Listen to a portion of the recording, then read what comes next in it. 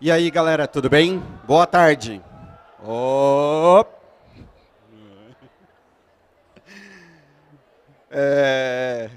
Vamos falar um pouquinho aqui sobre o mercado de trabalho para cientistas de dados. Ontem a gente teve alguns talks aí a respeito do que precisa para ser um cientista de dados, trilhas de conhecimento para você se tornar um cientista de dados. E hoje queria falar um pouquinho sobre o mercado, o que está sendo buscado, o que está aparecendo nas vagas e assim por diante. Sou Eduardo Santos, sou head de laboratórios dentro do Capra Institute, tá?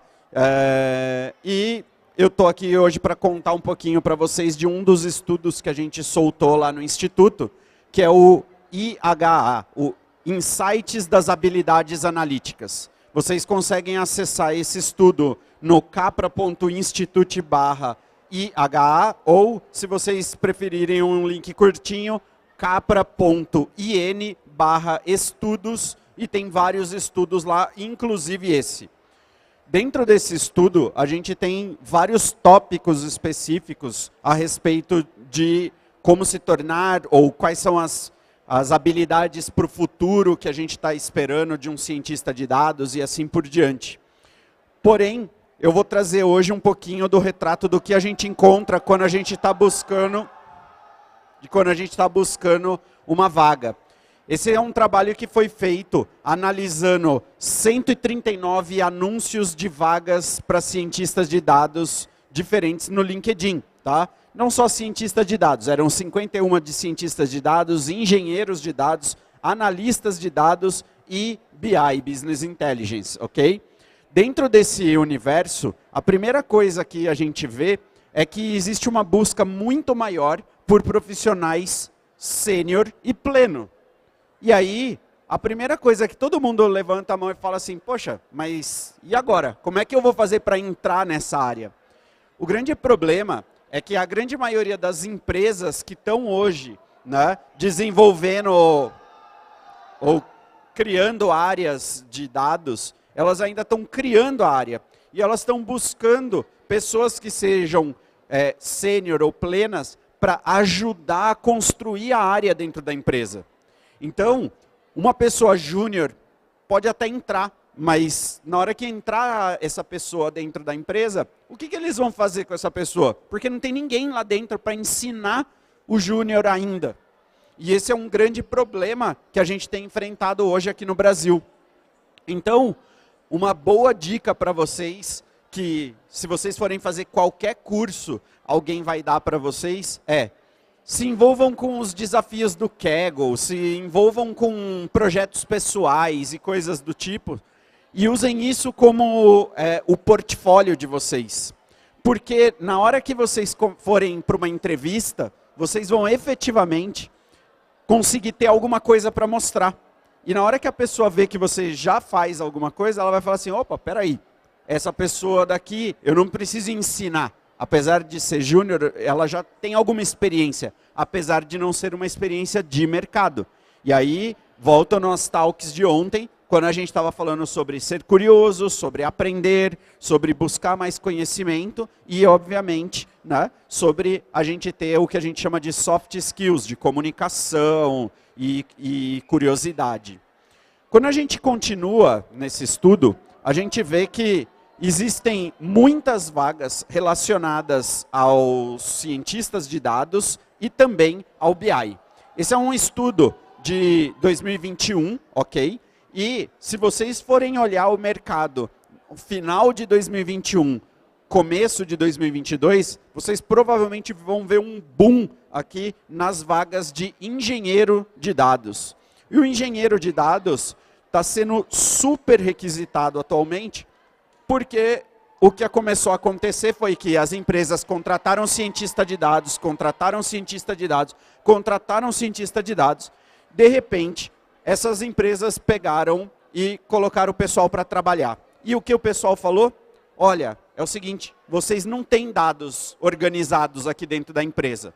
Para a empresa, seria mais ou menos o equivalente a eles terem contratado o decorador da casa antes de comprar o terreno para construir a casa.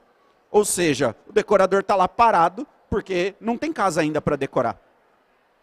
Então, a gente está agora numa busca gigante, né, por pessoas que vão lá fazer coleta de dados, raspagem de dados, fazer tratamento de dados, ETL e outras coisas desse tipo, que no fim das contas são trabalhos super técnicos e que num período curto de tempo, e aqui quando eu estou falando um período curto de tempo, me entendam 5, 10 anos, a gente vai ter totalmente automatizado.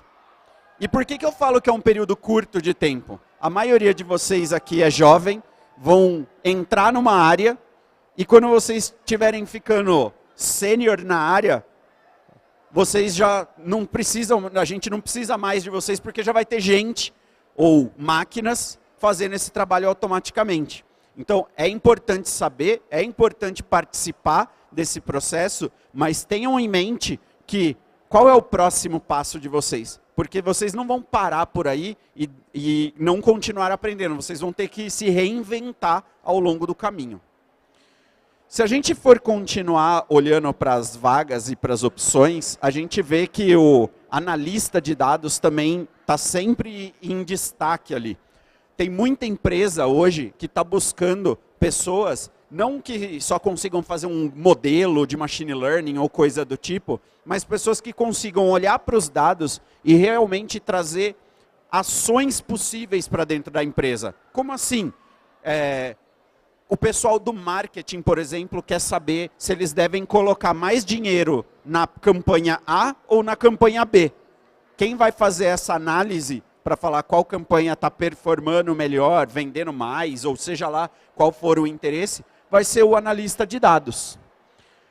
Quando a gente olha para dentro dos mercados, quais são as áreas que mais estão contratando hoje, que estão mais chamando pessoas para dentro, para contratar cientista de dados e pessoas de dados de uma forma geral? A gente vai ver que tem um grande número de gente sendo contratado dentro da área de tecnologia, e aí a gente está acabando falando mais do cientista de dados mais técnico, que programa e sabe mexer no banco de dados e coisas do tipo. Depois a gente vai para a área financeira, tem muita fintech aparecendo, empresa de empréstimo, bancos digitais e coisas do tipo contratando. Nubank, inclusive, tem algumas parcerias de treinar pessoas para depois contratar dentro do Nubank. Aí a gente tem uma área que sempre foi uma área de liderança dentro da análise de dados, que é a área de marketing. Porque marketing tem muito dado. Todas as campanhas no Facebook, Google, todas as buscas no site, todas as coisas que estão sendo faladas nas redes sociais e assim por diante, acabam passando por marketing. Então, também é uma forma legal de entrar no mercado. A gente tem, depois, o varejo. Então, quando a gente está falando do varejo, e aí a gente está falando desde um varejo como um Magazine Luiza, um Ponto Frio, ou qualquer uma dessas que estão vendendo eletroeletrônicos, móveis e coisas para casa, como a gente também está falando de um mercado que é super carente, pouquíssima gente dá valor, que é o mercado mesmo, o supermercado, a venda, a farmácia e assim por diante, que também é varejo, tem muitos e muitos dados. Há quantos anos vocês têm que dar o CPF para ganhar um desconto na farmácia? Olha a quantidade de dados que eles têm. Só que eles ainda não conseguiram transformar isso em ação, em dinheiro, efetivamente. E por isso eles buscam tanto esse tipo de profissional. Ultimamente a gente tem visto um crescimento bem grande também na área da saúde, né? Vocês com certeza já devem ter visto ou ouvido falar de desafios onde os médicos estão tentando descobrir, por exemplo, se um exame tem câncer ou não tem câncer no pulmão, num exame de câncer de seios e assim por diante, ou, né, em várias outras áreas da medicina. E existe um grande problema dentro da área da medicina, porque como é que o médico dá o diagnóstico? Ele vai lá e escreve num papel. E não tem um padrão, cada um monta de um jeito diferente o seu diagnóstico. E isso depois, na hora de fazer uma análise de dados, como é que você junta e agrupa as coisas e encontra os comportamentos? Seguido aí, tem agora um movimento grande também da área de RH. Então, a área de RH vai atrás de candidatos baseado nos dados das pessoas que são as pessoas que performaram melhor ou que performam melhor na empresa. E aí a gente vai para a indústria e para outros também. Quando a gente fala de hard skills, ou seja, quais são as habilidades mais procuradas nas vagas? Quando você for lá olhar e as pessoas começarem a pensar assim, qual é a linguagem de programação que eu deveria saber primeiro? Qual é o banco de dados que eu deveria saber primeiro? E assim por diante. A coisa mais procurada hoje é o SQL. SQL básico, muito fácil de aprender. Para quem nunca programou na vida, em menos de uma semana você já consegue fazer alguma coisa no SQL tranquilamente. Depois, a próxima linguagem de programação aí que o pessoal está pedindo sempre é o Python. O Python, hoje em dia, ele acabou se difundindo muito dentro do mercado. E isso faz com que as pessoas tenham mais gente procurando, porque também tem uma demanda, uma oferta maior de mão de obra. Ou seja, é mais fácil treinar uma pessoa em Python. Depois as pessoas começam a entrar nos assuntos de Big Data, que tem mais a ver com engenharia de dados, até porque a gente está falando de tratar um grande volume de dados. Passa para Machine Learning. Olha só como a palestra anterior foi importante. A gente está falando aqui que o quinto ponto mais importante para ser cientista de dados é inglês. A maioria dos materiais que a gente encontra para aprender, para estudar, são em inglês. Então, para você estar atualizado e saber as coisas na frente, é super importante saber inglês. Eu não vou passar por cada um, tá, gente? Porque, de novo, tem tudo isso super detalhado dentro do estudo.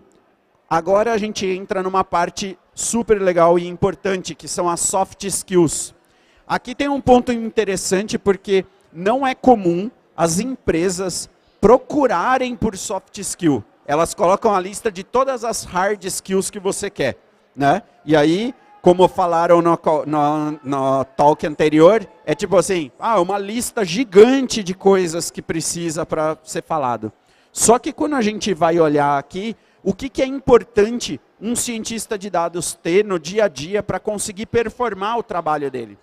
Ele precisa ter, além de uma capacidade analítica, de pensamento analítico, de pegar os problemas e quebrar eles em problemas menores, lógica, pensamento digital e coisas do tipo, precisa ter comunicação e trabalho em equipe. Hoje em dia, com trabalho remoto, é muito, muito comum a gente ter equipes espalhadas pelo mundo inteiro. A gente na Capra, desde antes da pandemia, a gente trabalha remotamente.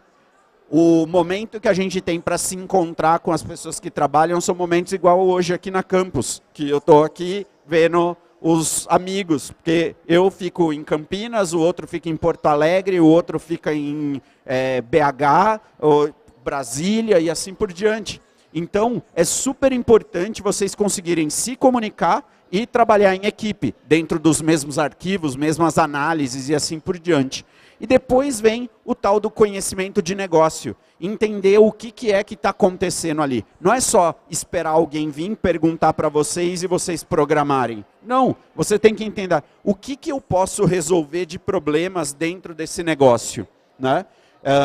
Curiosidade, relação com o cliente, aprender rápido. Quando a gente está falando sobre habilidades técnicas, de novo, as três principais, como já comentei, SQL, Python e Big Data. Quando a gente está falando de habilidades comportamentais ou as soft skills, a gente está falando sobre capacidade analítica, comunicação e trabalho em equipe. Então, olha a importância desses temas aí. Se eu tivesse que pegar e mesclar o perfil técnico com o perfil de gestão, porque todo mundo, cada vez mais, precisa ser autogerenciado. E por que autogerenciado? A gente tem cada vez menos vontade de trabalhar na empresa que tem um chefe que manda e a gente faz. A gente quer cada vez mais uma empresa horizontal. E se a gente quer uma empresa mais horizontal, a gente precisa efetivamente tomar a iniciativa. A gente precisa ser dono do nosso trabalho. A gente precisa se comprometer com a entrega. A gente precisa se comprometer com a data da entrega. E pouco importa se vocês vão fazer à noite, de dia, ou a hora que vocês vão conseguir fazer isso. Contanto que você tenha o compromisso com a entrega. Então, quando a gente está olhando para isso, a gestão deixa de estar do lado de lá do chefe que manda na gente e passa a estar dentro da gente que está trabalhando naquele projeto. Quando a gente está olhando especificamente para a parte técnica, eu mostrei ontem, teve gente que não estava aqui, então se quiserem pegar, vocês podem acessar o skills.capra.institute ou ler o QR Code e vocês vão cair nesse site aí que tem toda essa trilha de desenvolvimento. O legal dessa trilha é que você vai lá preenchendo e você coloca lá se você vai, já ouviu falar sobre o assunto ou não, se você conhece, se você usa no dia a dia ou não e assim por diante. E isso vai criando um mapa do que você conhece ou não. Depois você consegue fazer o download dele para sua máquina e é de onde a gente faz vários dos estudos que a gente leva para dentro da Capra, falando de como que é o cientista de dados brasileiro hoje e assim por diante. Bacana. Lembrando de novo que dentro desse gráfico a gente tem a divisão de uma área, um cientista de dados mais de business, mais de negócio, um mais de ciência, um mais de tecnologia, e a gente tem uma camada de cultura que deveria estar em volta de tudo isso. Quando a gente vai olhar para o que as organizações estão pedindo versus o que o mercado está oferecendo, ou seja, o que vocês estão prontos para fazer versus o que a empresa está precisando, né? A gente está olhando que a oferta de capacidade analítica e demanda está parecida. Eu diria que, na verdade, as empresas estão procurando pouco por capacidade analítica. Elas estão ainda encantadas com o cientista de dados, a palavra ciência de dados.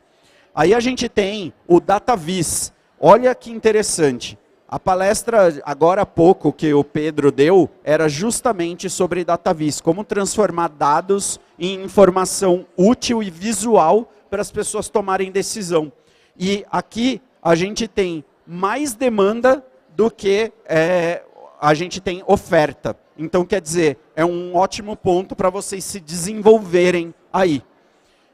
De novo, como acabou de ser falado aqui, não esperem a empresa falar para você, olha, vocês precisam fazer DataVis. Vai atrás, se você não sabe, vai atrás. Mesma coisa, Machine Learning. Machine Learning é, de novo, olha como é o nome das palavras, né? Palavra que está no hype, toda empresa quer, então tem uma procura enorme e a oferta ainda é pequena. Aí vocês vão me falar assim, então eu vou aprender Machine Learning. E eu falo, legal, bacana.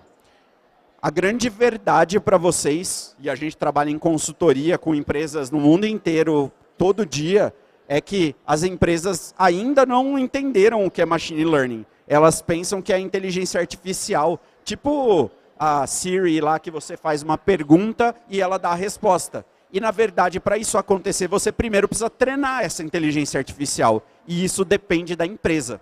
Ok? Depois, a gente tem o Python e o SQL. E aí, olha quanto é a demanda versus a procura. E aqui eu acho que são bons pontos para vocês se aprofundarem nessa história toda. Eu deixaria aqui com vocês 3 grandes highlights dessa história. As exigências, quando as empresas estão criando as vagas de cientista de dados, não necessariamente correspondem com a realidade. Então, eu diria até para vocês o seguinte, quanto mais coisa tiver escrito ali dentro da vaga que vocês estão tentando entrar, melhor é de vocês irem lá se candidatar.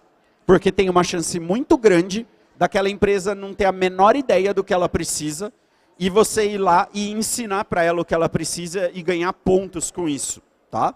Normalmente, o RH vai lá, procura no Google cientista de dados, primeiro resultado, copia, cola na vaga, segundo resultado, copia, cola na vaga, o terceiro, vai ter tudo ali dentro, porque são os 3 resultados do Google. E, de novo, sem saber o que ela precisa. E vocês, estudando um pouco, já conseguem, numa conversa, levar e entender melhor esse processo. Segundo, a forma de descrever os profissionais analíticos não contribui para o seu desenvolvimento. Quando a gente fala de ter pessoas que são júnior, pleno, sênior, a gente tem que tomar cuidado, porque às vezes dentro da área de ciência de dados tem tantas verticais diferentes que uma pessoa que pode já ter bastante tempo dentro de uma área, ela é júnior em outra área. Só para tentar dar um exemplo para vocês. Quando a gente está falando de bancos, existe uma grande demanda por pessoas que consigam fazer modelos de crédito, para quem eu posso ou não dar crédito, né? E essas pessoas são especializadas nesse tipo de modelo. Elas meio que só fazem isso. Se elas forem para o varejo para tentar prever quanto vai ser a demanda de um produto no próximo mês, dificilmente elas vão se dar bem. Provavelmente elas vão ser um júnior nessa profissão nova, tá? Porque muda bastante o porquê. Por último, né, pode comprometer o nível de maturidade analítica da empresa. Então, quando a gente entra na empresa e a empresa não está preparada para nos receber como cientista de dados, porque não tem o dado organizado, porque não tem a capacidade analítica, às vezes, nem de fazer a pergunta correta para a gente tentar fazer a análise, é importante que a gente haja dentro da empresa como agentes transformadores e ajude a cultura da empresa a melhorar para que ela efetivamente consiga dar o melhor de si e a gente consiga mostrar nosso trabalho. Em resumo, eu queria dizer para vocês, não fiquem dentro da caixinha de vocês. Não falem assim, não, eu sou programador Python, não, eu sou programador Java, não, eu trabalho com SQL e fique só naquilo. Tente pegar o máximo de conhecimento que vocês conseguirem, porque isso é super importante no momento de vocês mostrarem o diferencial de vocês dentro da empresa. Eu diria que a gente deveria procurar por padrões. Olhem para as empresas, olhem para os problemas que estão aparecendo dentro da empresa, é prever quanto vai ter de demanda. Quando você prevê quanto vai ter de demanda para um produto, vocês concordam comigo que, em teoria, é a mesma lógica de você prever para qualquer outro produto da empresa? Por que você vai parar só naquele um e falar, entreguei o trabalho e pronto? Depois disso, eu acho que o próximo nível é tentar passar a usar as ferramentas que você acabou de aprender. Então, você foi lá e aprendeu a programar em Python. O que você vai fazer com isso? Qual é a sua ideia? Por exemplo, você pode criar um programinha para fazer análise de sentimento das publicações, ok? Próximo passo, o que a agência quer fazer, ou o marketing quer fazer com a informação? Legal, eu entendi o que as pessoas estão falando, porque no começo a demanda é essa, eu quero entender o que as pessoas estão falando. Mas a pergunta, na verdade, não é essa, a pergunta é, o que você vai fazer quando você souber o que as pessoas estão falando? Você vai criar um produto novo para atender a demanda? Você vai, e aí, às vezes a gente não consegue o dado da rede social para responder essa pergunta, mas a gente consegue ter a ideia de um outro dado, que às vezes não está dentro da rede social, e que responde a mesma pergunta. Então é super importante a gente entender qual é o problema de negócio de verdade, qual é a pergunta de negócio de verdade. Beleza? Mais alguém, pessoal? Boa tarde, Eduardo. Não, só reforçar aquela tua fala que, quando você disse assim, que quando a empresa coloca muitas enunciados lá da vaga, muito provavelmente ela não saiba nem o que ela queira, né? E é verdade isso, a gente vê isso muito no dia a dia. Na empresa que eu trabalho mesmo, né, a gente está, acho que há uns 3 anos, querendo contratar um outro desenvolvedor. Por enquanto só eu lá. Só que eles colocam tanta coisa lá e eu falo assim, poxa, mas se colocar tudo isso aí, não vai encontrar, né? Porque restringe muito, engessa muito o processo. E dito e feito, acaba que roda o processo e a gente não consegue encontrar um desenvolvedor. Exato, tem muita empresa que, na verdade, por não saber o que quer ou o que precisa tecnicamente, acaba colocando todas as coisas quase que do tipo assim, se eu pegar alguém que sabe um pouquinho disso daqui, essa pessoa já vai me ajudar. Só que o que elas não entenderam ainda é que muitas vezes elas afugentam a pessoa, porque fazem, meu, é impossível eu saber tudo isso. Você pegar um currículo completo de um cientista de dados, é 40 anos de faculdade. Para daí você sair da faculdade depois de 40 anos e virar um estagiário, não vai rolar, né? Então, a gente precisa ter um pouco mais essa consciência. E mais importante, quando você já está dentro da empresa, ou mesmo que você acha que aquela vaga não é para você, mas, porque tem muita coisa, se aplique, vá lá, conversa com a pessoa do RH que está publicando aquela vaga. Essa pessoa provavelmente não sabe o que ela está fazendo ali. Se vocês conversarem, pode ser que vocês não ganhem a vaga. Mas, gente, o não, se vocês ficarem em casa, vocês já têm. Então, vai lá, faz a entrevista e explica para a pessoa. Fala assim, mas qual que é o problema que vocês estão tentando resolver? Porque eu desconfio que vocês não precisam de tudo isso que vocês estão pedindo. E aí, na hora que você fizer isso e a pessoa, se ela souber te responder, você pode falar, mas isso daí eu consigo resolver com tal e tal coisa. E aí, provavelmente, você está contratado. Se não acontecer isso, e pode acontecer da pessoa nem saber qual é o problema que eles estão tentando resolver, não tem problema. Eu tenho certeza que nesse momento, a pessoa vai colocar uma estrelinha lá no seu currículo para da próxima oportunidade que tiver, ela chamar vocês para trabalhar junto. Porque vocês gastaram o tempo de vocês para ir lá e ajudar a explicar e melhorar a cultura da empresa e entender melhor. E isso tem um valor muito grande para as empresas hoje. Beleza? Valeu, gente. Muito obrigado.